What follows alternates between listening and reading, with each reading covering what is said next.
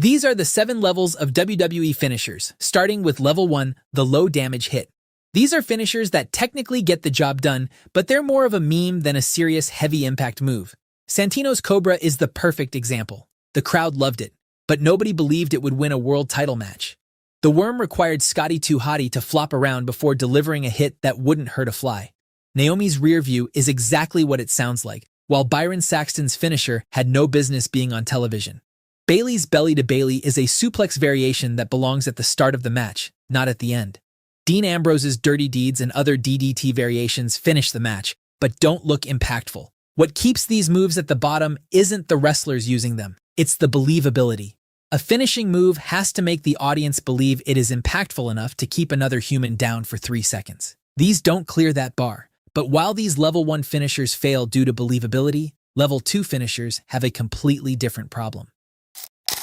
These finishers look flashy. The crowd reacts to them every single time. But when the match needs a near-fall sequence, these are the ones that get kicked out of. Because deep down, everyone knows. A splash is still just a splash, regardless of how high someone climbs to deliver it.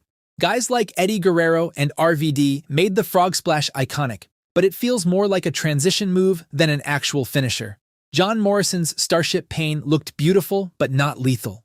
Neville's Red Arrow and the Shooting Star Press belong in the same conversation. Stunning to watch, but the impact doesn't justify the risk. Corey Graves called them high risk, low reward for a reason. But it's not just high-flying moves that belong at level 2. Dolph Ziggler's Zigzag is a reverse bulldog that somehow won world titles. The skull-crushing finale looks like The Miz gently guiding his opponent face-first onto the mat.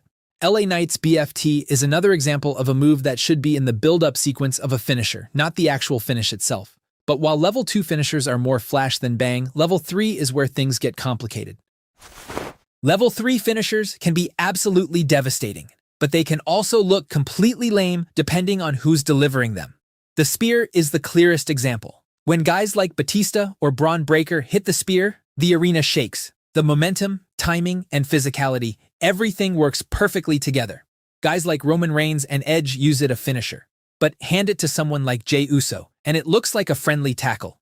The move itself hasn't changed, but the result looks completely different. The superkick has been devalued more than almost any other move in wrestling. Shawn Michaels built an entire career around it. The sweet chin music felt like a legit knockout strike because of how it was protected and the context around it. Now it gets traded back and forth in tag matches by the Usos and Young Bucks without a second thought. The chokeslam operates on the same principle. When someone like Kane or The Big Show wraps a hand around someone's throat and launches them upward, it works because these are 7 feet tall giants who weigh around 400 pounds. When someone like Batista delivers the powerbomb or Mark Henry delivers the world's strongest slam, they look impactful because of their size and how the finishers are protected.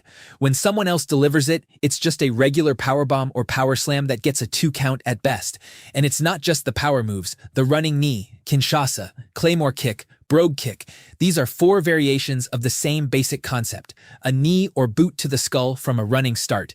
Drew McIntyre's Claymore works because of his size and explosive power. The Kinshasa works because of Nakamura's build-up and how lethal it looks. When the right person delivers these correctly, they're legit fight enders. But in the wrong hands, they're just mid-match transition moves. But moving on from the situational problem of level 3, let's proceed to level 4. Level 4 finishers are the heavy hitters. When they land clean, the discussion is over. CM Punk's GTS puts a knee directly into the falling face of an opponent who got hoisted onto someone's shoulders.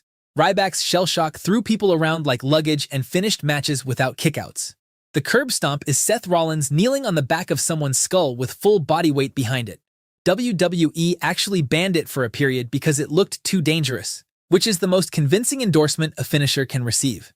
These moves can reliably finish matches on an episode of Raw, but might need to be hit twice to get the job done on a pay-per-view.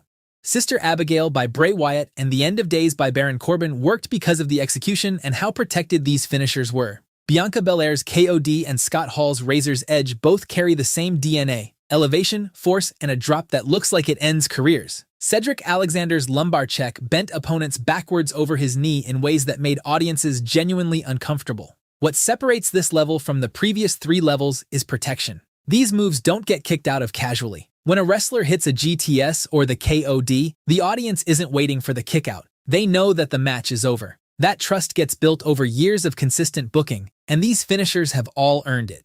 But while Level 4 finishers end matches, Level 5 finishers transcended wrestling itself. Sometimes finishers don't become legendary because of their effectiveness, but because of how well known they are even outside wrestling circles. These finishers stopped being just wrestling moves a long time ago. They're cultural moments.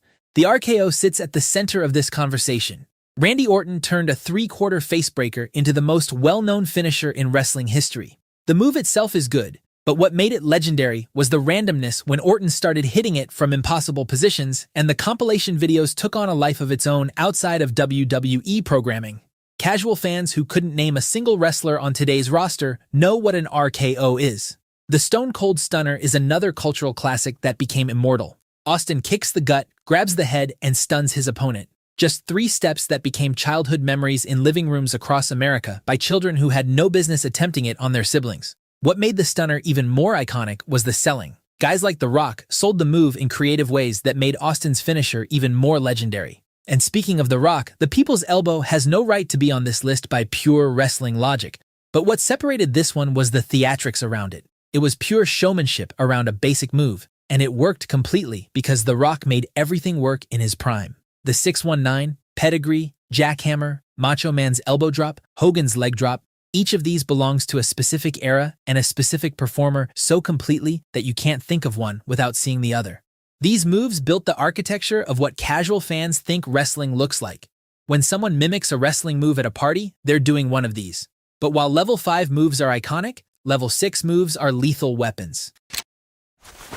Level 6 finishers aren't just protected, they're feared. Some of these moves are legit dangerous to take, and everyone in the building knows it. The Styles Clash has a complicated history precisely because of how it's designed. It has caused neck injuries, shortened careers, and that real-world danger translates directly into on-screen credibility. The Vertebreaker is almost unwatchable in the best possible way. Brock Lesnar's F5 is physics made violent. A man already in the air gets redirected and thrown face-first into the canvas by someone whose entire physical presence is a threat. The move has closed WrestleMania main events and ended championship reigns of people who don't lose to anything else. The package Piledriver puts weight directly through someone's skull with no buffer. The Black Mass connects with the side of the head at full rotational velocity.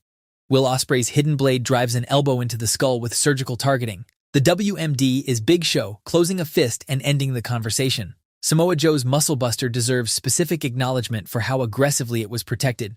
Joe didn't use it as a transitional move or a near-fall spot. When the Muscle Buster landed, the match was over. These lethal weapons didn't just end matches, they ended careers. But before we move on to Level 7, let's talk about some honorable mentions that deserve a separate conversation because they operate under different rules. A submission isn't a simple 3 count. It requires the opponent to actively quit, which makes a tap-out finish carry different emotional weight than a pinfall. The sharpshooter and figure 4 leglock are the most recognized submission holds in wrestling history. Bret Hart made the sharpshooter synonymous with technical excellence. The figure 4 carried decades of Ric Flair's reputation inside it, and the figure 8 variation that Charlotte Flair uses extends that legacy into the current era. Kurt Angle's ankle lock was applied with such intensity that it felt like it could legit snap someone's ankle. Walls of Jericho is another favorite of mine because of how simple it looked and the dozens of times I've applied it on my siblings. Tag team finishers deserve a special mention too. The 3D by the Dudley Boys is the definitive tag finisher. On the surface it looks simple, but the move was so well protected that there have only been a handful of kickouts in history. Clothesline from Hell by JBL is its own league because of how lethal it made a simple lariat appear. Christian Cage's finisher, Booker T's scissors kick, Sol Ruka's soul snatcher. All of these finishers might not look lethal, but they do look beautiful. However, if we're talking about iconic finishers that are also effective, nothing comes close to these Level 7 kill shots. Only 3 moves in the entire history of professional wrestling have earned the right to sit at this level. The Tombstone Piledriver by The Undertaker reached mythical status because of its execution and how seriously it was protected. The basic Piledriver itself has existed in various forms across wrestling history, but Undertaker's version took a life of its own. Nobody kicks out of the Tombstone unless the story demands something extraordinary, and even then, the audience treats it like a miracle rather than a routine near-fall. The One-Winged Angel is Kenny Omega's contribution to this conversation, and if you haven't watched New Japan or All Elite Wrestling, you may not fully understand the mythology around it. The move is a modified electric chair driver, but what makes it legendary is the protection. For years, virtually nobody except Omega's best friend Kota Ibushi and Omega himself kicked out of it. The punt kick is Randy Orton running full speed and driving his boot into the skull of his opponent. Legends have been written out of television because of it. Wrestlers have retired because of it. It's been banned in storyline. The punt exists in a category where the promotion itself had to acknowledge that this move was too destructive to use regularly. These 3 kill shots are the epitome of how a finisher should be treated and protected. When any of these connect, the match is over, without any question. And if you enjoyed this video, check out this video next where I rank every WrestleMania from Mania 1 to Mania 42 on a tier list.